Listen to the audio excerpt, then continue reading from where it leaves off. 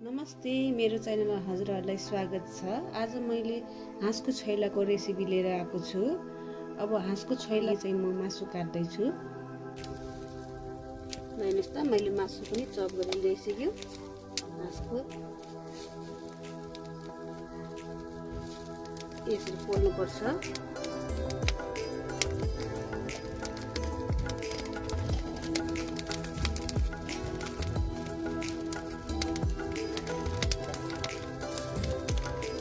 छालीमा पोलेको छु आज।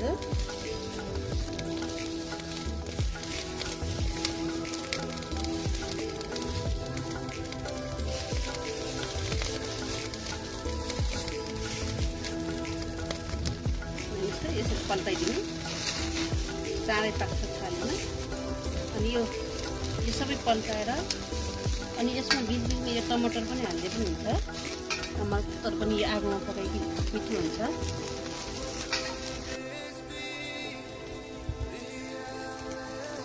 हेर्नुहोस् त, पाक्यो। अब निकालिदिनु, यसरी निकालिदिनु होला।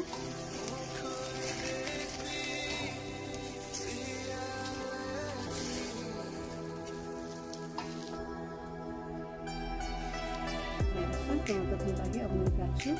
अब यो छोइलाको मासुको चाहिँ म चप गर्छु। अब मैले छोइलाको लागि चाहिँ अब मसला तयार गर्दैछु। अब मसलामा यो खुर्सानी पर्छ, खुर्सानी फुटेर अनि यसलाई पिस्नुपर्छ। आज मैले सिलौटोमा होइन, आज चाहिँ मैले ग्राइन्डरमै पिस्दैछु। खुर्सानी पनि तयार भयो। हेर्नुहोस् त, छोइलाको लागि सामग्रीहरू देखाउँदैछु। यो छोइला मासु पोलेर ल्याइसक्यो, यो चप पनि गरिसक्यो। अनि त्यसपछि यो टमाटर मैले 4वटा हालेको छु। अनि खुर्सानी पिरो गर्दैछु मैले चाहिँ, यो 15वटा जति छ। अनि हरियो लसुन चप गरेर ल्याएको छु। तेल पनि चाहिँ सानमै। अनि अदुवा लसुन यो जिरा भइहाल्यो, यो खुर्सानी, यो बेसार, यो नुन। अब म छोइलाको लागि चाहिँ मसला पिस्दैछु। यो खुर्सानी र यो टमाटर चाहिँ म पिस्दैछु। अब छोइलाको लागि चाहिँ मैले पहिला यो अचारहरू पिसेको चाहिँ खुर्सानी र गरिदिएको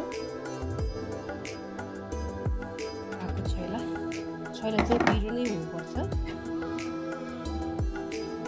अदुवा लसुन 1 चम्चा,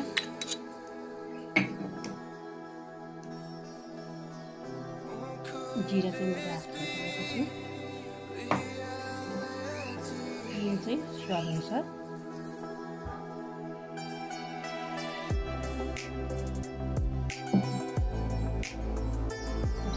खुर्सानी चाहिँ थोरै,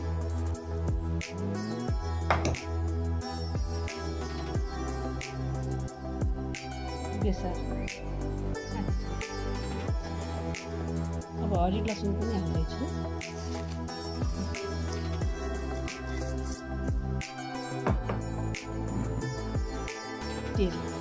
तेल चाहिँ अलिक बेसी नै हाल्नु होला।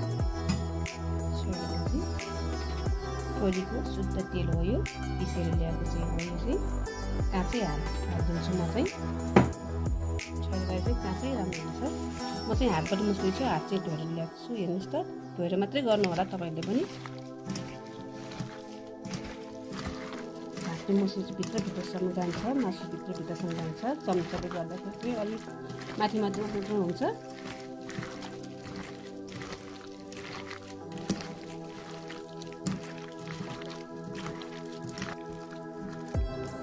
हेर्नुहोस् त, मैले चाहिँ पुरानो स्टाइलले बनाएको छु हातको छोइला।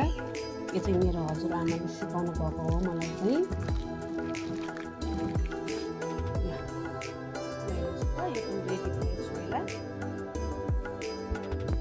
हेर्नुहोस् त, हातको छोइला पनि रेडी भयो।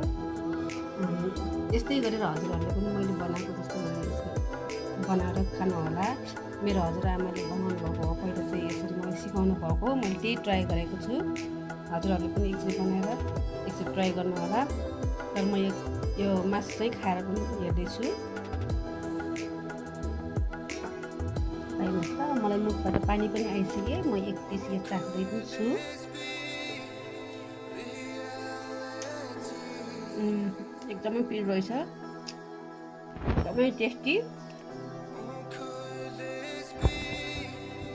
ल हजुरहरूले पनि त्यस्तै गरेर बनाएर खानु होला, साथीभाइसँग इन्जोय गर्नु होला, फ्यामिलीसँग इन्जोय गर्नु होला। मेरो भिडियो मन पऱ्यो भने लाइक, कमेन्ट, सेयर, सब्सक्राइब गर्न नभुल्नु होला।